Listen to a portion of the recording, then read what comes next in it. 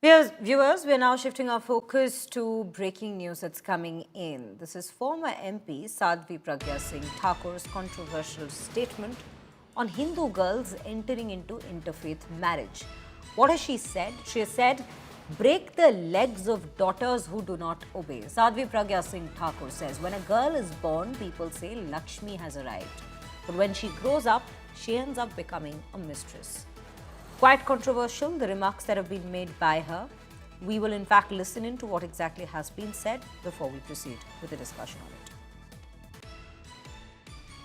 और मन को इतना मजबूत करना कि अगर हमारी लड़की हमारा कहना नहीं मानती है, अगर हमारी लड़की किसी विधर्मी के यहाँ जाने का प्रयास करती तो उसके टांगे तोड़ने में भी कसर मत छोड़ना, क्योंकि जो संस्कारों से नहीं मानती है, जो बातों से नहीं मानती है, उसको ताड़ना देनी पड़ती है। अपनी संतान है, उसके भले के लिए यदि आपको उसको मारना पड़े, पीटना पड़े, तो आप उसमें भी पीछे मत हटिए। जब वो बड़ी होती है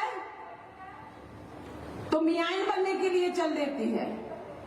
तो ऐसी बच्चियों को जो हटी हैं, जो संस्कारों को नहीं मानती, माता पिता की बात नहीं मानती, बड़ों की इज्जत नहीं करती और घर से भागने को तैयार है, उनके लिए सतर्क रहो, जागते रहो।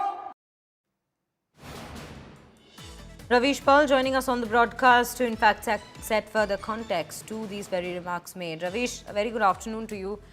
It's not just bizarre at this given point, but it comes in as a shock at this given point as to what has been said by her.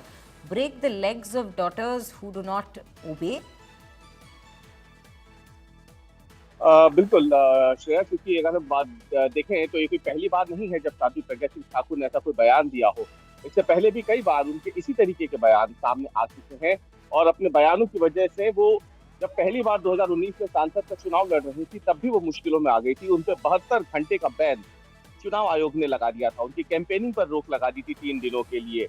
और जब वो सांसद बनी भोपाल की तो उसके बाद से भी लगातार उनके बयान जो है इस तरीके के लगातार आते रहे और कई बार उन्हें धमकियां भी मिली इस बात को लेकर के। और अभी ये जो कार्यक्रम हो रहा था, ये कार्यक्रम दिवाली के लिए था और इसमें तमाम अलग अलग विषय थे, लेकिन जब साध्वी प्रज्ञा सिंह ठाकुर की बोलने की बारी आई तो कुछ दिनों पहले भी उन्होंने कार्यक्रम के दौरान इस तरीके का एक बयान दिया था और आज उसी को आगे बढ़ाते हुए उन्होंने इसे जोड़ करके दे दिया है कि जो इंटरकास्ट शादियां होती हैं उसे लेकर के उन्होंने बयान दिया और उसमें साफ उन्होंने कहा है कि अगर लड़की कोई बात नहीं माने, इंटरकास्ट मैरिज करने के लिए अड़ जाए तो फिर उसकी टांगे तोड़ दो। उन्होंने ये भी कहा है कि कोई भी कोशिश करो, आप साम दाम दंड भेद कैसे भी करके लड़की को रोको, क्योंकि इस तरीके से आगे चल करके अगर कोई पेरेंट अपने बच्चों को डिसिप्लिन सिखाना चाहता है या फिर अगर वो रोक लगा रहा है तो वो उनके भले के लिए लगा रहा है, क्योंकि कोई पेरेंट ये नहीं चाहेगा कि उनकी बेटी आने वाले दिनों में परेशान हो।